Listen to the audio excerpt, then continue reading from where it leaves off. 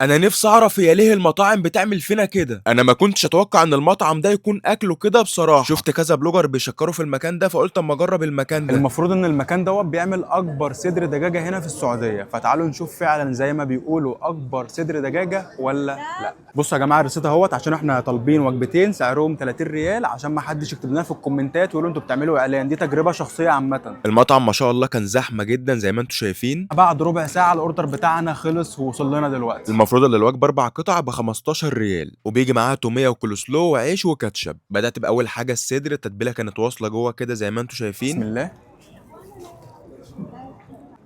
احسن حاجه عجباني جدا في الفراخ عندهم التتبيله واصله جوه الفراخ كده، والتتبيله سبايسي مظبوطه بالملي، الفراخ نضيفه من جوه ما فيهاش اي ريحه زفاره، فبصراحه تستاهل 10 من 10. حبيبي يا باشا.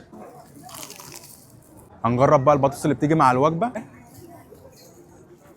البطاطس مش احسن حاجه بالنسبه لي، هنجرب بقى البطاطس كده مع التوميه، انا سمعت ان التوميه بتاعتهم حلوه جدا. بسم الله.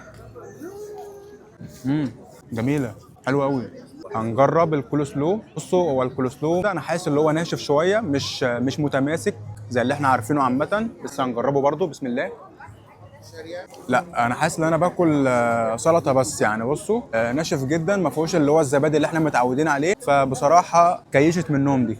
طبعا كان معايا صاحبي شريف، هو جرب الدبوس كده وعجبته التتبيله بتاعت الفراخ جدا. جربها كمان بالتوميه وقال لي اللي هي طعمها 10 على 10.